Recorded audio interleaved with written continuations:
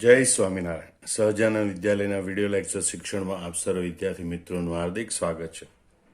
ધોરણ 11 રસાયણ વિજ્ઞાન પ્રકરણ 4.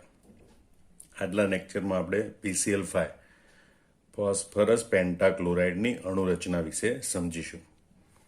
તો એની અણુરચના સમજવા માટે સૌપ્રથમ આપણે ફોસ્ફરસ કે જે મધ્યસ્થ પરમાણુ છે એની ઇલેક્ટ્રોન રચના, એની બાહ્યતમ કોષમાં રહેલી કક્ષકો છે એમાં થતા સંકરણ વિશે સમજીશું. તો ફોસ્ફરસ પેન્ટાક્લોરાઇડમાં મધ્યસ્થ પરમાણુ એ આ ફોસ્ફરસ, બરોબર, જેનો પરમાણુ ક્રમાંક 15 છે. એની ધરાવસ્થાની અને ઉત્તેજિત અવસ્થાની બાહ્ય ઇલેક્ટ્રોન રચના નીચે પ્રમાણે છે. બરોબર કે phosphorus neon complete 3s2 3p3 3d0, જેને વિસ્તારપૂર્વક આવી રીતે લખી શકાય કે નિયોન કમ્પ્લીટ 3s કક્ષકમાં 2 ઇલેક્ટ્રોન દર્શાવવાના, 3p કક્ષકમાં 3 એક અયુગ્મિત ઇલેક્ટ્રોન દર્શાવવાના, 3d કક્ષક ખાલી દર્શાવવાની. ત્યારે ફોસ્ફરસ પરમાણુ બીજા કોઈ પરમાણુ સાથે, ખાસ કરીને ક્લોરીન પરમાણુ સાથે જોડાય ત્યારે એનો આ 3s કક્ષકમાંનો ઇલેક્ટ્રોન ઉર્જા મેળવી અને ઉત્તેજિત થાય. એટલે કે 3s કક્ષકના 2 ઇલેક્ટ્રોન પૈકી એક ઇલેક્ટ્રોન બઢતી પામી ખાલી 3d કક્ષકમાં ગોઠવાય અને પરિણામે ફોસ્ફરસ પરમાણુની ઉત્તેજિત અવસ્થામાં આપણને 5 અયુગ્મિત ઇલેક્ટ્રોન ધરાવતી 5 કક્ષકો મળે.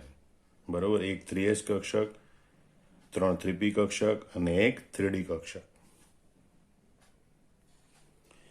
આમ ફોસ્ફરસની ઉત્તેજિત અવસ્થામાં રહેલી આ એક 3s કક્ષક, 3 3p કક્ષક અને એક 3d કક્ષક, એમ 5 કક્ષકો સંમિશ્રણ પામી અને સમાન આકાર સમાન ઉર્જા ધરાવતી 5 sp3d સંકૃત કક્ષકો બને છે. જો કે અહીંયા ત્રિકોણીય દ્વિપિરામિડમાં કેન્દ્રથી 5 ખૂણા તરફ આ કક્ષકો ગોઠવાય, એટલે 5 કક્ષકોનો આકાર એક સરખો હોતો નથી. 3 કક્ષકો કે જે એક જ સમતલમાં હોય એ સરખી હોય અને એને લંબ રૂપે ગોઠવાયેલી કક્ષકો થોડી લંબાયેલી હોય. પણ ફરતી સાંભળી જો, ફોસ્ફરસની ઉત્તેજિત અવસ્થામાં આ એક 3s ઉત્તેજિત અવસ્થામાં રહેલી આ એક 3s કક્ષક, 3 3p કક્ષક અને એક 3d કક્ષક, એમ કુલ 5 કક્ષકો સંમિશ્રણ પામી અને 5 sp3d સંકૃત કક્ષકો બનાવે, જે ત્રિકોણીય દ્વિપિરામિડલના કેન્દ્રથી 5 ખૂણા તરફ ગોઠવાયેલી હોય છે. બરોબર, જેને આપણે આવી રીતે પણ દર્શાવી શકીએ. બરોબર, કે આ એક s કક્ષક છે, s કક્ષક, પછી 3p કક્ષક px py pz અને એક dz2 કક્ષક, એમ 5 કક્ષકો સંમિશ્રણ પામે અને 5 કક્ષકો આ ત્રિકોણીય દ્વિપિરામિડલ આકારમાં ગોઠવાય છે. હવે જે આ 5 sp3d સંકૃત કક્ષકો છે, જે અહીં આકૃતિમાં બતાવેલી, આ એક જ સમતલમાં આવેલી 3, એક ઉપર એક નીચે, આ 5 sp3d સંકૃત કક્ષકો છે એ 5 ક્લોરીન પરમાણુઓની, બરોબર, 3pz કક્ષકો સાથે સંમિશ્રણ પામે અને 5 sp3dp પ્રકારના સિગ્મા બંધ રચે. આ એક સિગ્મા બંધ, આ બીજો સિગ્મા બંધ, આ ત્રીજો સિગ્મા બંધ, આ ચોથો સિગ્મા બંધ અને આ 5મો સિગ્મા બંધ. બરોબર, આ રીતે 5 સિગ્મા બંધની રચના કરે.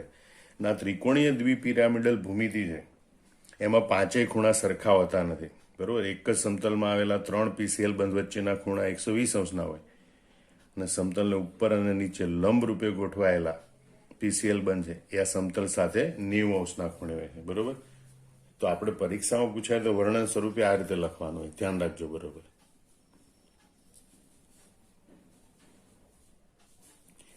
કે આ 5 sp3d સંકૃત કક્ષકો 5 ક્લોરીન પરમાણુની 3pz કક્ષકો સાથે સંમિશ્રણ પામી અને 5 PCl સિગ્મા બંધ રચે છે.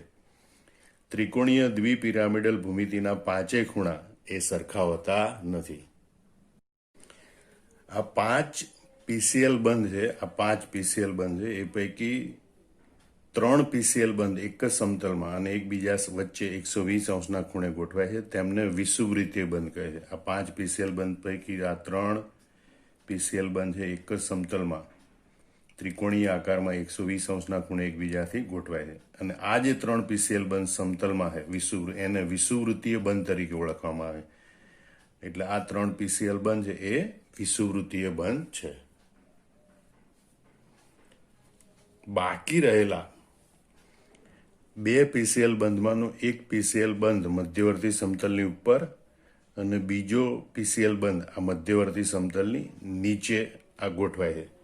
જે સમતલ સાથે 90° ખૂણો રચે. આ ઉપરનો બંધ છે એ પણ 90° ખૂણો રહે, નીચેનો બંધ છે એને પણ 90° ખૂણો રહે છે. આ બંધોને અક્ષીય બંધ તરીકે ઓળખવામાં આવે. એટલે આ 3 પીસીએલ બંધ એ વિષુવવૃત્તીય બંધ છે અને આ ઉપર નીચેના બંધ એ અક્ષીય બંધ છે. હવે જોઈએ કે જે અક્ષીય બંધ યુગ્મો છે, આ અક્ષીય બંધ યુગ્મો એ આ વિષુવવૃત્તીય બંધ યુગ્મો છે એના કરતાં વધારે પારસ્પરિક અપાકર્ષણ અનુભવે. કારણ કે આ વિષુવવૃત્તીય બંધ એકબીજાથી 120° ખૂણે ઘણા દૂર ગોઠવાયેલા હોય એટલે તેમની વચ્ચેનું અપાકર્ષણ થોડું ઓછું હોય. જ્યારે આ અક્ષીય પીસીએલ બંધો છે એ આ સમતલના પીસીએલ બંધો સાથે 90° ખૂણે નજીક છે એટલે એ વધુ અપાકર્ષણ અનુભવે. અને એટલે આ પીસીએલ બંધ છે એની બંધ લંબાઈ પ્રમાણમાં વધારે હોય છે, બરોબર.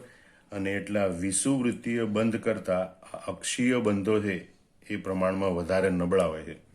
અને બંધ નબળા હોવાથી બંધ સહેલાઈથી તૂટે અને એટલે PCl5 અણુ પ્રક્રિયામાં સહેલાઈથી ભાગ લઈ શકે અને એટલે PCl5 અણુ વધુ સક્રિય બને.